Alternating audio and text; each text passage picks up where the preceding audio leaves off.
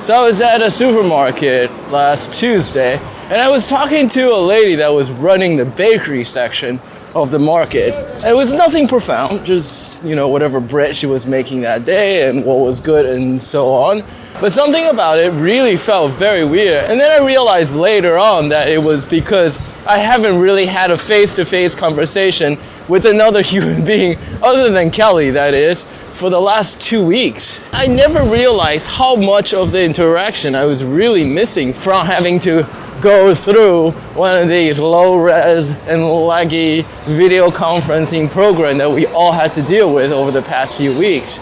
I kept noticing how hard it was for everyone to avoid talking at the same time, since, through these really low-res videos, it's very hard for you to catch the little social cue that people typically project via body language, basically saying, oh, I'm about to speak.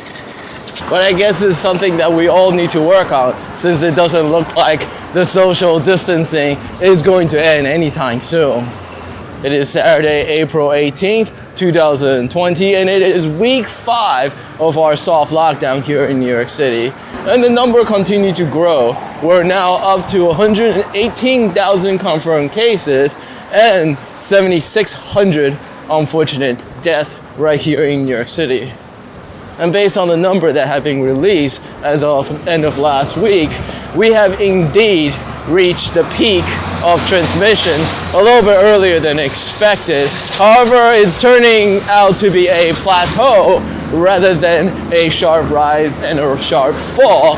So unfortunately, based on the number, the governor had announced that the current situation, as in our social distancing requirement, will be extended till May 15th. So that's going to be another 3 weeks at the minimum.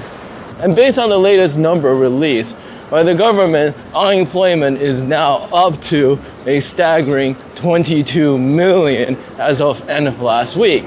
So I'm pretty sure that I'm not the only one who's getting a little bit stir crazy for being stuck at home this whole time. So once again, I'm on grocery run duty to get supplies from my parents, which means a 25-mile round trip out to Queens and back. Now, although the situation had improved a little bit here in New York, I still don't really quite trust it enough to feel comfortable with my parents doing their own grocery shopping, since that's one of the places where you really come into contact with a lot of people. Now, as you can see, I also got my face mask right here. Just yesterday, Governor Cuomo had announced that he was going to make the wearing of a face mask mandatory in all public spaces here in New York State. So, I got my going. Now, some of you had suggested online grocery shopping for my parents, which is fine, except, of course, you have to pay for the delivery charges. Not to mention the fact that I actually enjoy the ride quite a bit, since I don't really get to leave my house and go very far nowadays. And also that even though I can't get close, it's still nice to be able to see my parents. Speaking of grocery shopping, it's amazing how much have changed in so little time here in New York City. I have always taken for granted being able to just walk into any retail store and buy whatever it is I need. It is one of the few perks of living here in downtown New York City, despite the high cost of living and the tiny apartment we have to deal with. But all of that had changed. With most retail shops closed, we now had to pretty much rely on online shopping, all except that it's for groceries, which is again something I never thought about before. Given the New York City regulation size tiny refrigerator we have in our apartment, so typically I go on grocery runs at least, I say 2-3 times a week. But now that's just not something that you can easily do anymore. Nowadays, it's not at all unusual to see a long line stretching all the way around the block, waiting to get into the more popular grocery store like Trader Joe's. And when you go during the more popular time, you have to wait 30 minutes to sometimes an hour just to get in and do your thing. On top of that, I also noticed starting last week that some of the smaller shops, like the Chinese butcher that I frequented in Chinatown, are now closed. I heard that some of these smaller shops are having issues with their supply chains. Until recently, all the things I have read in the news had indicated that there is no issue with supply chain and that people really shouldn't panic. Fine, and for the most part, they have been right.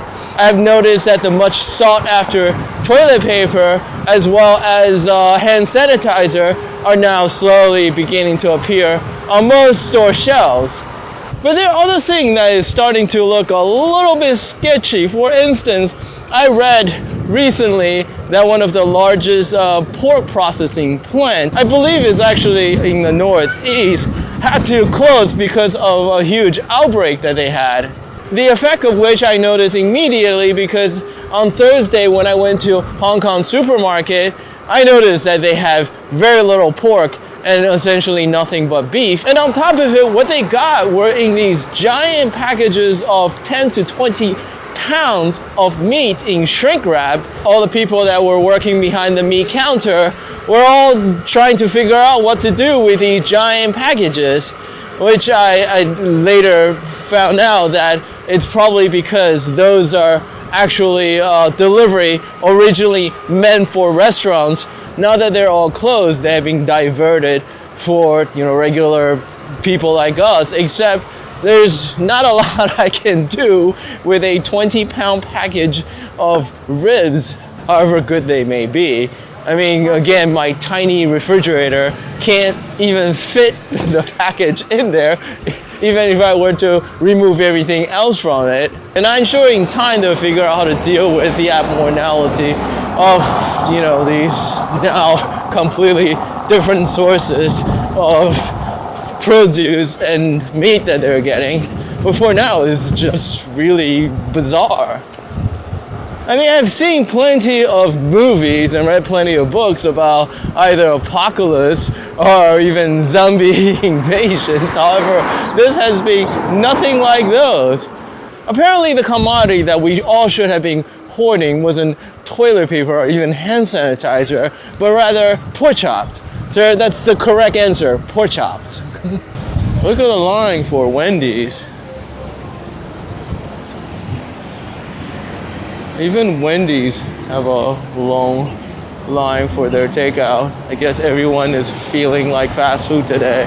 So for now, the routine is I typically go grocery shopping on a weekday just before lunch because that seems to be the time where the least amount of people would go. And that can sometimes shave about 30 minutes off of the wait. But it's not so bad once you get in. The wait inside of the store to pay is actually much shorter than what it was from before. So overall, I don't think it's really taking that much more time. However, the Chinese grocery is a whole different thing. There's only one of two places left that is still open. One is Hong Kong supermarket, which usually has shorter line, but it's now obviously having problem with its supply chain since both produce and meat are getting real scarce at this particular place.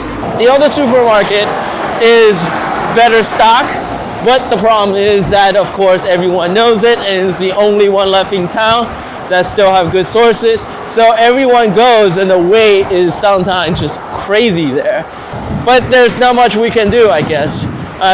If anything, I should count myself lucky that I still have some choices. For instance, I have heard that most of the supermarket in Flushing had closed because they were also running into supply chain problem.